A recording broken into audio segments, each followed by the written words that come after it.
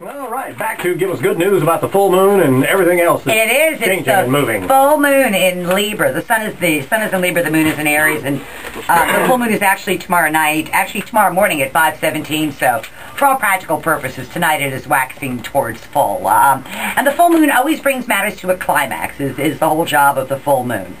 So I thought, of course, I would go through all 12 signs and see where they can expect that. For Libras, this is the full moon in your sign, and it really is more about your partner's rights and your partner's wants and your partner's needs than your own rights, wants, and needs. And Libras are not big fans of that. They're like, yeah, we don't want to hear that.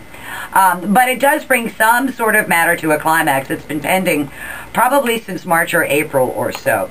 For Scorpios, this is a full moon that makes them focus on their responsibilities to their job. It's not a matter of other people doing things for them. It's not a matter of what they can do. It's up to the Scorpio to go ahead and make the appropriate changes in their work environment or the way that they do it. There's been a bone of contention. Scorpio just needs to go, okay, you're right, I won't do that anymore. For Sagittarius, this is a great full moon for them. This is a fun full moon for them. The energy blends really, really well for them, so I imagine they're going to be doing something amusing and pleasing and entertaining over the next 3, 4, 5 days. It's a pretty good time and a pretty creative time to bring some sort of creative matter to a conclusion.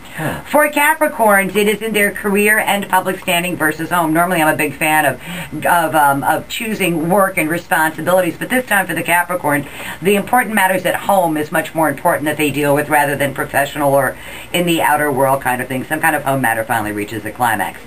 For Aquarians, it is legal, educational, or travel matters. Some kind of negotiation they've been working on for the past 15 days or so finally comes to be, and the Aquarians got to know that the deal they walk away with today is the best one they're going to get, so they should acquiesce and say, thanks, I really appreciate it.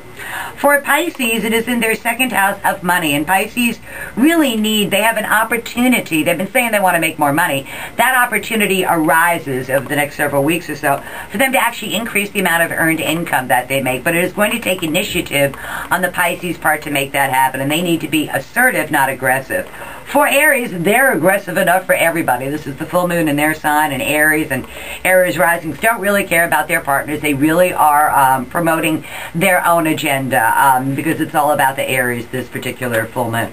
For Tauruses, they are going to give more than they get. This is a difficult full moon for them because although they would like to say something, they're going to have to bite their lip and keep it back and not really promote their interests. There's a work structure that they're dealing with, and Taurus really feels that they're giving more than they get, and this time they are, but they should. Okay. So, and if they do it, it'll pay off for them. They need to be gracious about accepting the dirty work because that's what they're stuck with. Oh, the job. Pat knows all well Yeah, all the about jobs that nobody else really wants to do, and the non-glory things, yeah, that's the ones they get to do. So I hope it pays, and it should pay off. It will pay off. It will. It's just right now it's kind of like, oh man. For Geminis, they need the help of their male friends and colleagues to achieve a long-standing hope, wish, goal, or objective. It's a matter of taking something that is a child of their mind or a product of their mind and giving it life and helping out a team venture with it. For Cancers, Cancers are the biggest homebodies in the world, but they really need to direct this energy towards their career and public standing, and they need to be assertive and press the agenda that they know is the right one. For Leos, it is also in contracts, negotiations, and agreements, important matters at a distance that the Leo is a pioneer of. This is not near stuff. This is stuff that's at a distance for them. And it involves some kind of negotiation, and it may involve a bluff.